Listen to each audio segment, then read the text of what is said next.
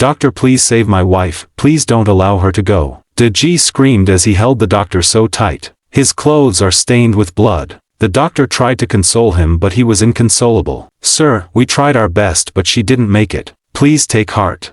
"No," he cried as he sat down on the floor. Just then his daughter started crying and one of the nurses that was holding her tried to pacify her but she continued crying. Then she brought her to Deji. That was when he started calling friends and in no time they all gathered and helped deposit her body to the mortuary. Deji sat alone in an empty house. Everywhere was so calm and he knew life would never be the same again. He blamed himself for her death. He was the one that brought up the idea of them visiting his parents and spending the weekend with them.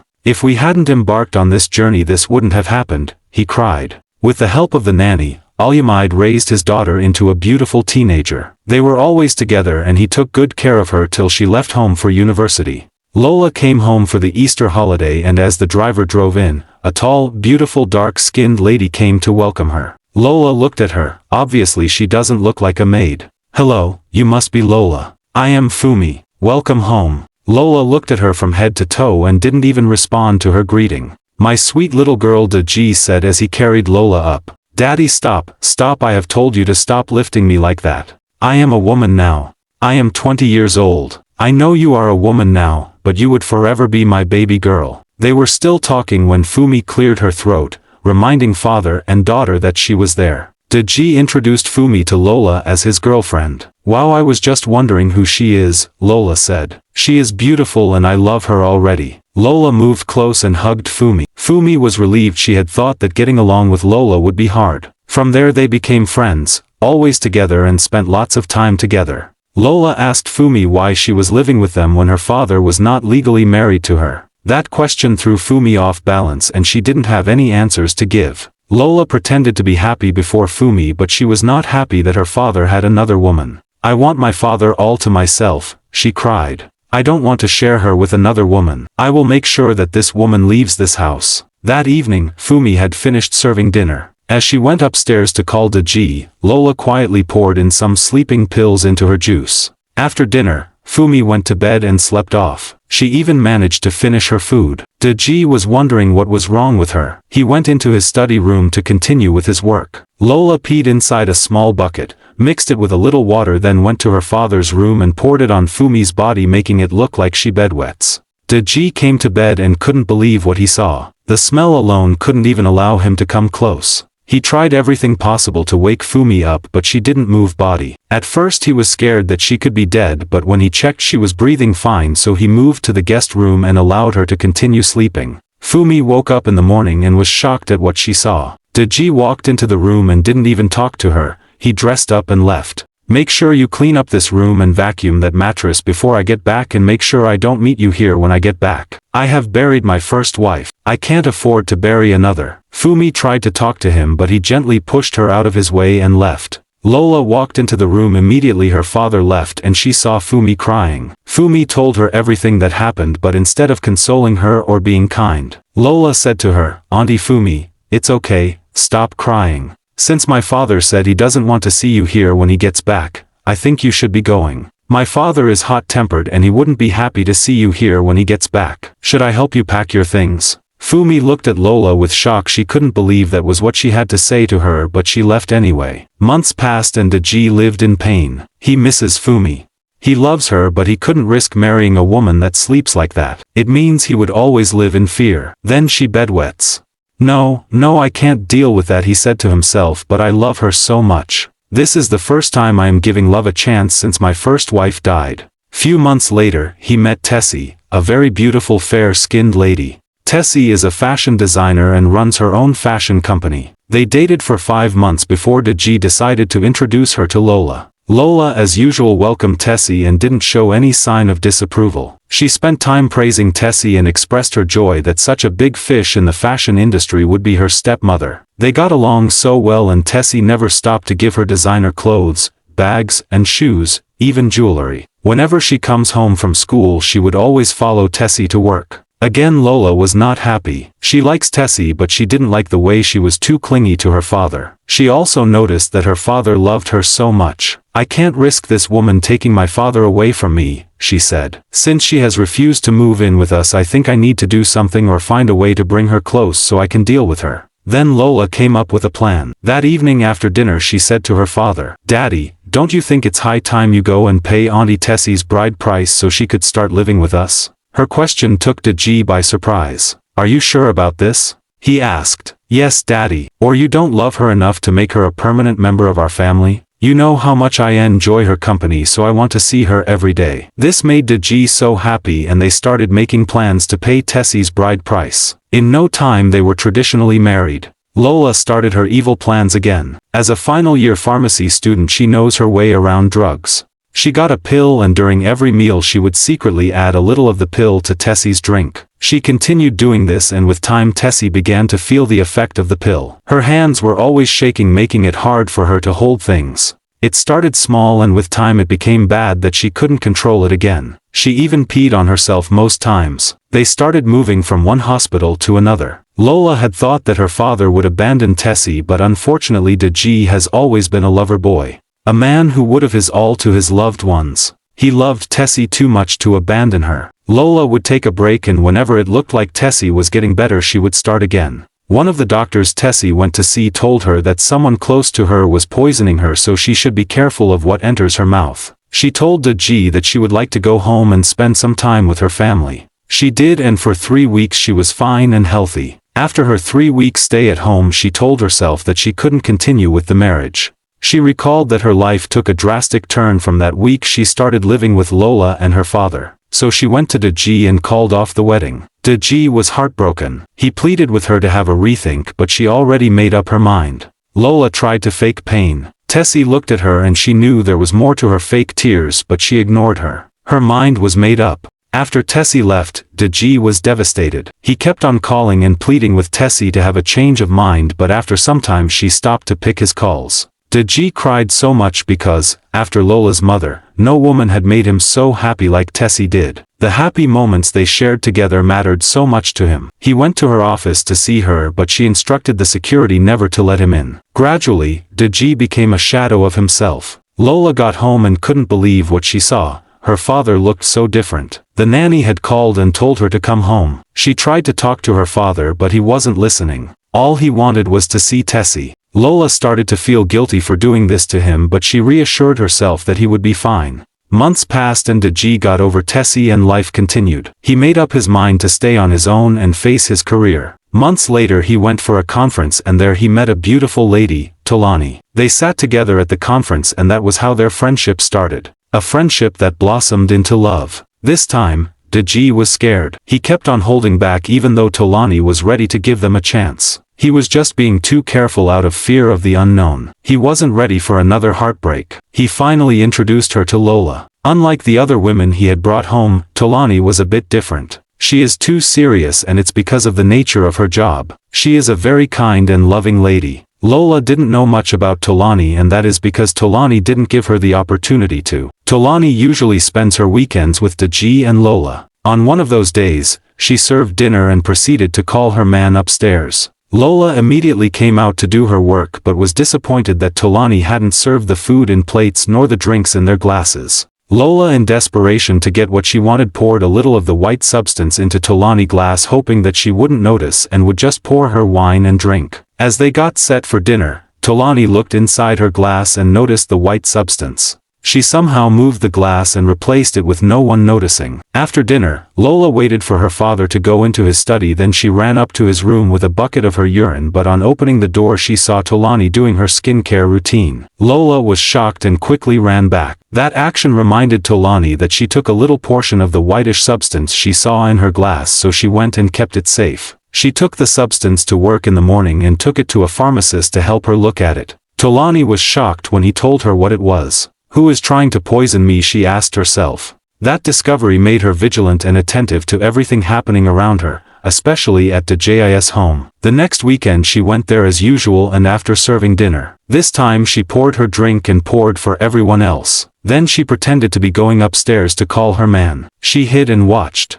As usual, Lola rushed and added the substance to Tolani's drink. Tolani called Deji and came downstairs. Lola dear, please can you help me get a knife in the kitchen, let me use and cut this meat. Lola immediately headed to the kitchen to get a knife for Tolani, feeling fulfilled that finally something would happen to her enemy. But she didn't know what was coming for her. Lola got the knife, and as she stepped out of the kitchen, Tolani walked up to her, her eyes fixed directly into hers as she calmly took the knife from her. Lola dear, I wouldn't be needing this again, there is one on the table. For a second, Lola felt her heart jumping out of her body as Tolani raised the knife and moved it across her face, making the sharp edges touch Lola's nose. She watched Tolani as she took the knife back to the kitchen, looked at her and walked away. At the table, Lola with so much excitement gulped down her wine. She felt like a winner. Finally another woman would be leaving them tomorrow, and she couldn't wait to see that happen. As she was eating, something felt off. The food tasted bland. She began to see double. Her father was talking to her, but she could barely hear him. Her head was spinning, and just then she screamed, vomited everything she ate and passed out. Her father called the family doctor while Tolani cleaned her up. The doctor came and after assessing her, told them she would be okay. She was just sleeping and would wake up in the morning. Tolani slept by her side, and you can imagine the fear in her eyes when she woke up and saw Tolani staring at her with every energy in her body. The look on Tolani's face scared Lola so bad. How are you dear? You really scared us last night. What was that drama about? Lola couldn't say a word. My head hurts, she cried. Sorry my dear, Tolani said as she handed Lola a cup of water. Then she helped her to freshen up and had something to eat. Tolani stood up, pecked her and said, just so you know, I exchanged your drink with mine last night. Lola froze. Lola laid on her bed, thinking of what Tolani just told her. Then her door opened and it was her father.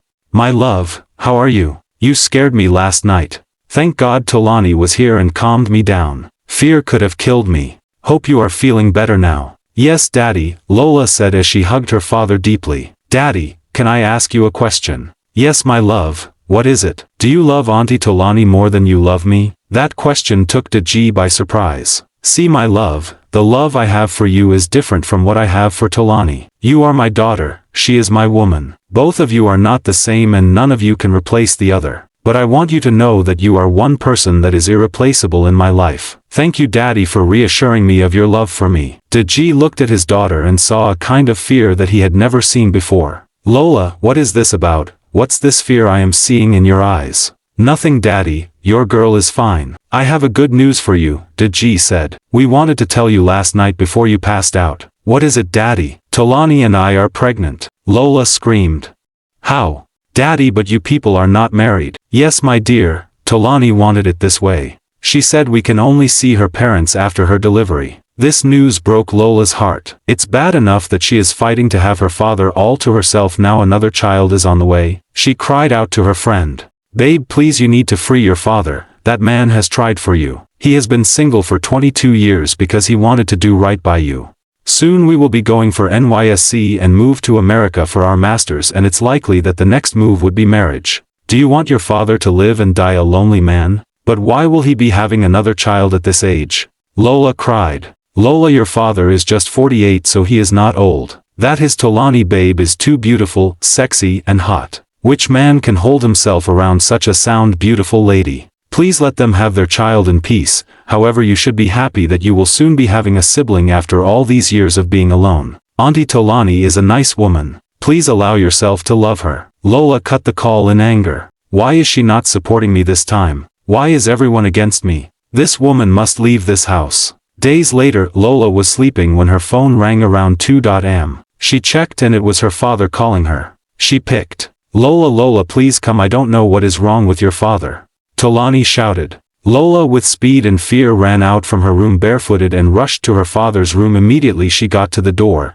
she slipped and rolled down the stairs screaming. Deji heard her voice and ran out from his study. Tolani ran out too, and they immediately drove her to a nearby hospital. She broke her leg and fractured her wrist. Deji was confused. What was Oil doing in front of his room? He questioned the maid and she said she had no idea how it happened. Lola cried her eyes out. The pain was too much for her. She stayed in the hospital for 4 days before they went home. Deji was still investigating what really happened. Well my dear, you don't have to worry too much trying to figure out what happened, Tolani said as they sat in the sitting room talking to Lola. Your daughter here has been doing her best to get rid of me. First she tried to poison me but I found out. Then she poisoned my drink and I switched my wine with hers and that was why she vomited and passed out that night. Few days back after you told me that you told her that we were pregnant, I knew I was not safe so I became alert. I sensed that somebody was in front of the door and immediately she left. I came out and looked around then I saw oil on the floor. Anyway I gave her a taste of her own medicine and here we are.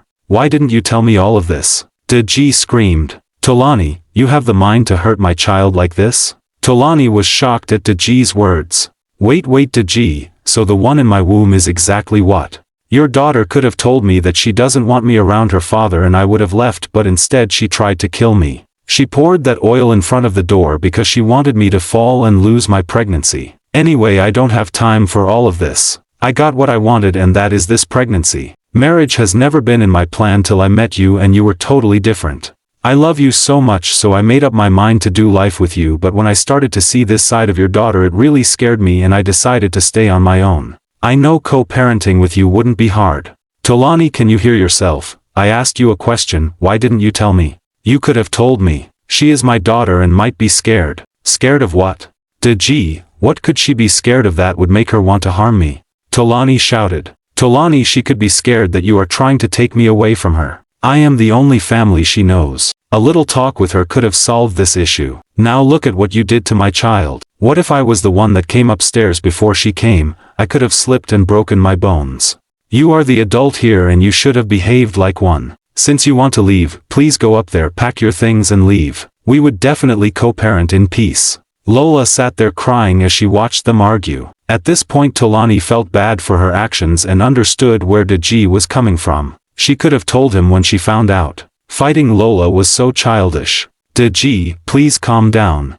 Tolani, I am trying to be calm but you need to leave. Let me have a word with my child. I am so sorry Daddy, I have caused you so much pain. I am so sorry. Please, she should not go. Deji insisted and told Tolani to at least go somewhere and come back in the evening. When Tolani left Deji looked at Lola and tears rolled down his eyes. Lola, I can't believe that you could do this to me. So it's been you all this time. Fumi, Tessie, and now Tolani. Does it mean my happiness and pain means nothing to you? Have I not been a good father to you? Why treat me this way? Lola kept on crying. What you did to Tessie is unforgivable. I nearly died when Tessie left me. I saw my world crumble before me. It felt like I didn't deserve the love of a woman. At some point I thought maybe I did something wrong to my late wife and she was punishing me for it. When she told me someone was poisoning her in my house I got so angry and forgot about her. Little did I know she was telling the truth. Did you ever for once think about what that drug or whatever you used would do to her body system?